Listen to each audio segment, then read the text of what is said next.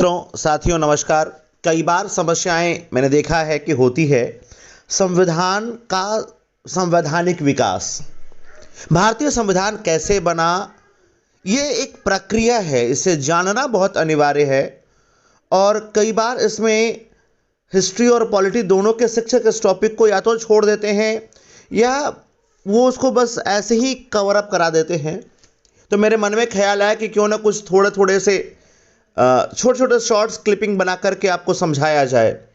तो आइए आज के इस पॉडकास्ट सेशन में मैं आपका स्वागत करता हूं और मैं मृत्युंजय बाहुबली 1773 के रेगुलेटिंग अधिनियम से आज की कहानी को शुरू करता हूं। ये कहानी है भारत के संविधान को जानने की। भारत के संविधान को जब हम जानने की बात करते हैं तो संवैधानिक विकास की बात करते हैं, और संवैधानिक विकास की बात करेंगे तो पहला मील का पत्थर, जो पहला पड़ाव आएगा, वो 1773 का रेगुलेटिंग अधिनियम आएगा। उस समय ब्रिटेन का प्रधानमंत्री नॉर्थ, इसे मालूम चला कि यार भारत में जो अंग्रेजी कंपनी के लोग हैं ये कामचोर हो गए हैं, ये रिश्वतखोर हो गए हैं, ये ठीक से काम नहीं कर रहे हैं। तो ये बेचारा बड़ा परेशान था और इसने एक कॉन्फिडेंशियल कमेटी का गठन करवाया। इसने एक कॉन्फिडेंशियल कमेटी का गठन करवाया और उस कॉन्फिडेंशियल कमेटी ने एक रिपोर्ट दिया। उस रिपोर्ट के आधार पर यह एक्ट पेश किया गया। इस एक्ट का जो प्रोविजंस था वो वही था जो समस्याएं थी, समस्याओं को दूर करना। कंपनी के द्वारा भारत में कानून बनाने की दिशा में यह पहला प्रयास था और पहला प्रावधान कि अब कंपनी के कर्मचारी किसी भी प्रकार का निजी व्यापार नहीं करेंगे। पहले क्या था, जहाज कंपनी का, कर्मचारी कंपनी का और व्यापार अपना। लंदन से जहाज भर करके, भारत से जहाज भर करके लंदन गया और लंदन जाते आधा सामान उतार लिया। उनकी बीवी बच्चों ने कहा ये हमारा है, दे दो। अब कंपनी को क्या मिला? नीलबटा सन्नाटा। अब कंपनी के जो कर्मचारी हैं वो बिना लाइसेंस प्राप्त किए इस प्रकार का व्यापार नहीं कर सकते, पहला। दूसरा कि कंपनी के कर्मचारी उपहार भी नहीं ले सकते। आज भी कंपनी के कर्मचारियों के उपहार लेने पर प्रतिबंध है। तीसरा देखा कि तीन प्रेसिडेंसी, तीनों में लड़ाई झगड़ा हो रहा है। लड़ाई झगड़ा क्यों हो रहा है? कोऑर्डिनेशन नहीं है। तो कोऑर्डिनेशन एस्टैब्लिश करने के लिए बंगाल के गवर्नर को प्रमोट करके बंगाल का गवर्नर जनरल बना दिया और मद्रास और बॉम्बे प्रेसिडेंसी के गवर्नर को बंगाल के गवर्नर जनरल का सबऑर्डिनेट बना दिया। इसके बाद जो आपको जानना है इसमें, वो बहुत ज्यादा नहीं जानना है। एक बात आपको और समझनी है कि इसी अधिनियम के द्वारा पहली बार कंपनी ने जो है वो 1774 में कलकत्ता में सर्वोच्च न्यायालय की स्थापना की और एलिजा इम्पे को इसका मुख्य न्यायाधीश बनाया गया। इसमें एक मुख्य न्यायाधीश और 3 जज थे और इसके खिलाफ जो आपको अपील करनी थी वो अपील प्रीवी काउंसिल में करनी थी। यहां पे एक बात और आपको बता दूं कि अब गवर्नर जनरल की सहायता के लिए 4 सदस्यीय एग्जीक्यूटिव काउंसिल, वर्क समिति, कार्य परिषद का गठन किया गया और जितने भी प्रकार की सैनिक शक्तियां थी, सिविल शक्तियां थी, वो गवर्नर जनरल और उसकी परिषद को सौंप दिया गया।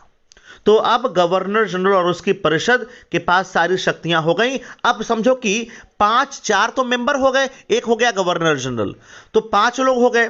तो भैया 5 में गवर्नर जनरल ऐसे वोट नहीं करेगा, 4 लोग को पहले वोट देने दिया जाएगा। मान लो कोई मामला 3-1 से हो गया, निपट गया तो निपट गया।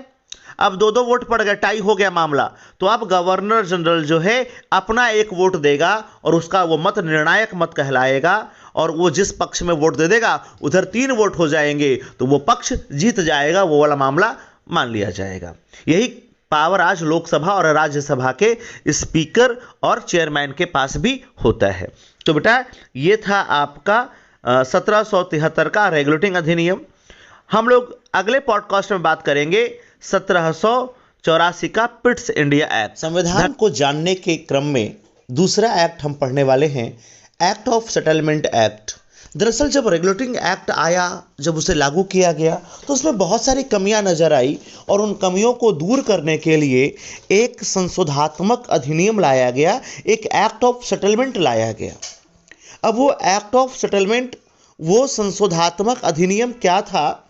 उसमें कलकत्ता की जो सरकार है उसे बंगाल, बिहार और उड़ीसा के लिए भी विधि बनाने का अधिकार प्रदान कर दिया गया। यानी कलकत्ता में जो गवर्नर जनरल बना है उसे अब बंगाल, बिहार और उड़ीसा के लिए भी लॉ बनाएगा। दूसरा, जो गवर्नर जनरल और उसकी परिषद है वो 1774 के कलकत्ता के सर्वोच्च न्यायालय के जुरिस्डिक्शन से, उसकी अधिकारिता से परे होगा। यानी ये चाहे देश में आग लगा दे, कलकत्ता का सुप्रीम कोर्ट इनके खिलाफ चूं तक नहीं कर सकता, एक भी शब्द नहीं बोल सकता।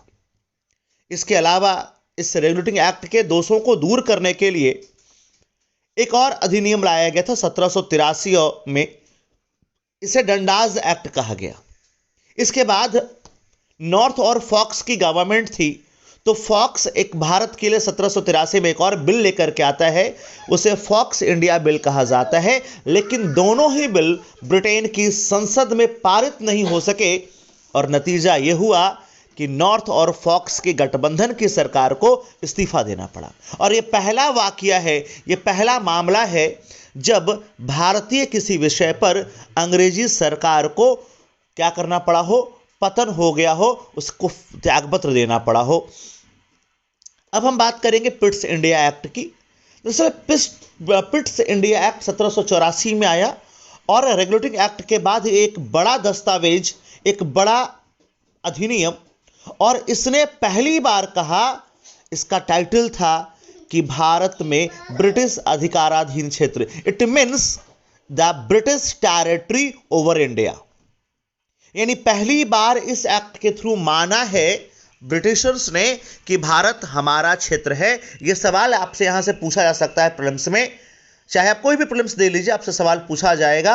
और कई बार सवाल पूछा गया है कि भारत पर जो पहला वैधानिक दस्तावेज है जिसमें माना गया कि भारत ब्रिटेन का आधिपत्य वाला देश है, वो है पिट्स इंडिया एक्ट। इस एक्ट में क्या किया गया कि पहली बार कंपनी का जो दो काम था, एक पॉलिटिकल और दूसरा कॉमर्शियल, उसको सेपरेट कर दिया गया। इसमें जो सीओडी है, कोर्ट ऑफ डायरेक्टर्स है, जो निदेशक मंडल है, उसे कंपनी के व्यापारिक मामलों का कार्यभार दे दिया गया।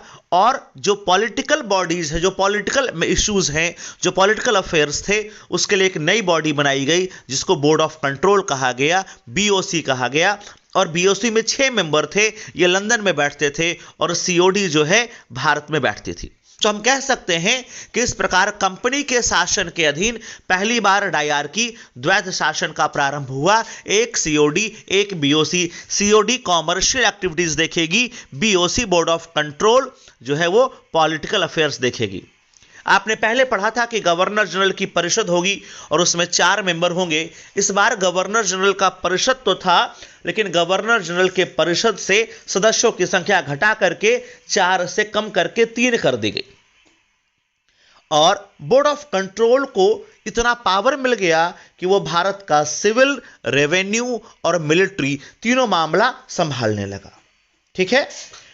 उसके बाद गवर्नर जनरल को इतना पावर दिया कि उसे युद्ध और संधि करने से पूर्व कंपनी को के डायरेक्टरों से जो है परमिशन लेना अनिवार्य कर दिया। यानी अब जो है गवर्नर जनरल मनमाना युद्ध और मनमाना समझौते नहीं कर सकता है।